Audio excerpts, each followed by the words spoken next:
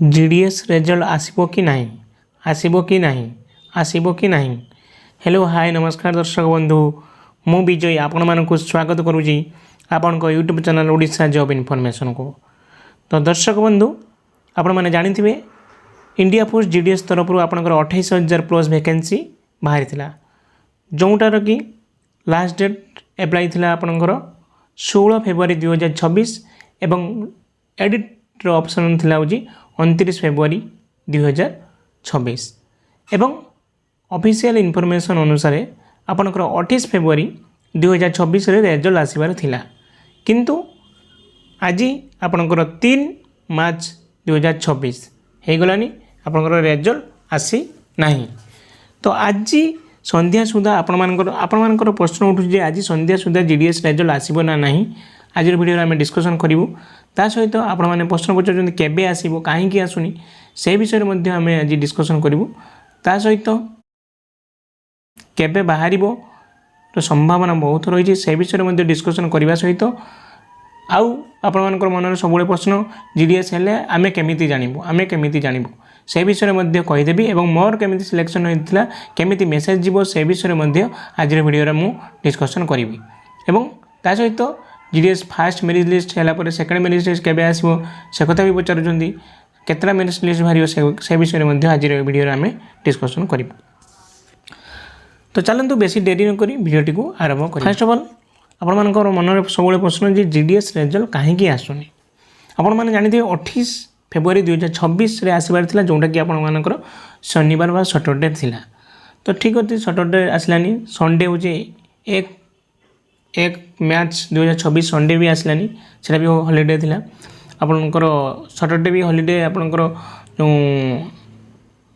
Central government रोचे holiday रोचे छाड़ किंतु 1 मार्च 2026 जोटा कि सोमवार काली आपंकर रिजल्ट आसबार संभावना थिला मुझे कही आसबार संभावना बहुत अच्छी जदि न आसब मार्च फास्ट वीक मध्य आसब। तो आज हूँ आपण मानकर केते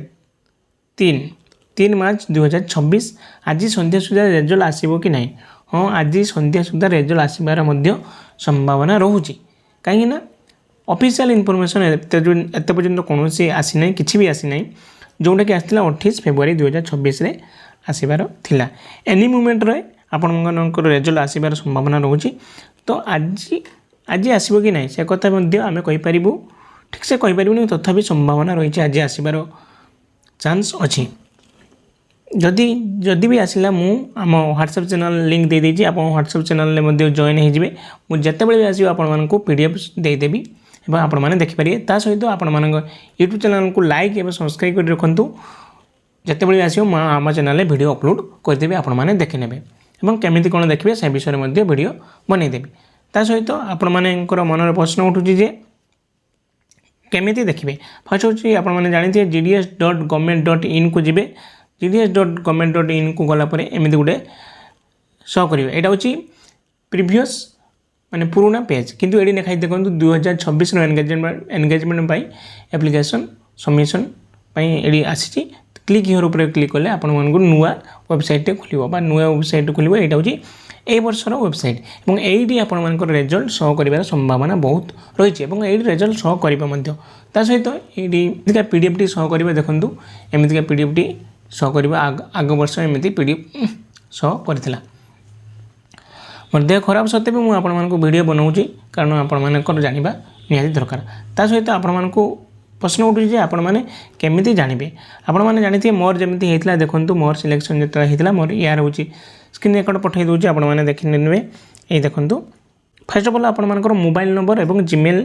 जोटार आप रेजिस्ट्रेशन करेंगे से आपको मेसेज जीव बुझिपारे। मत जो मेसेज होता मोर जो होता 2024 देखा shortlisted of document verification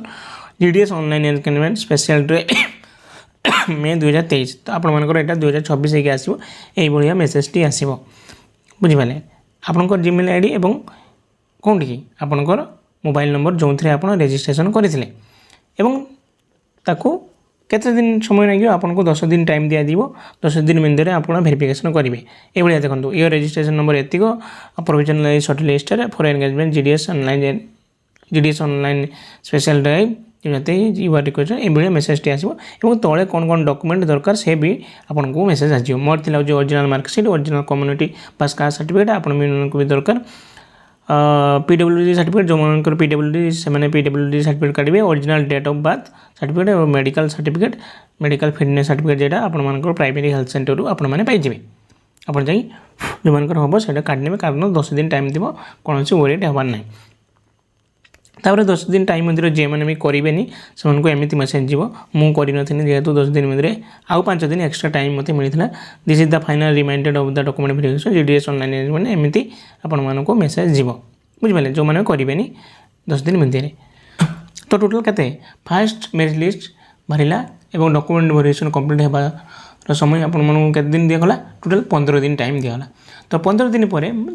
आपंकर सेकेंड मेरिट लिस्ट माने 15 ରୁ 20 दिन मध्य आपको मैक्सिमम 20 दिन मध्य आप सेकेंड मेरिट लिस्ट पाइबे आप सब पचार second merit list third merit list केवे आसो तो टोटाल एमती 6टा मेरिट लिस्ट बाहर 6टा मेरिट लिस्ट आपंकर जून जुलाई रे टोटाल हूँ कम्प्लीट हो 6टा मेरिट लिस्ट बाहर तो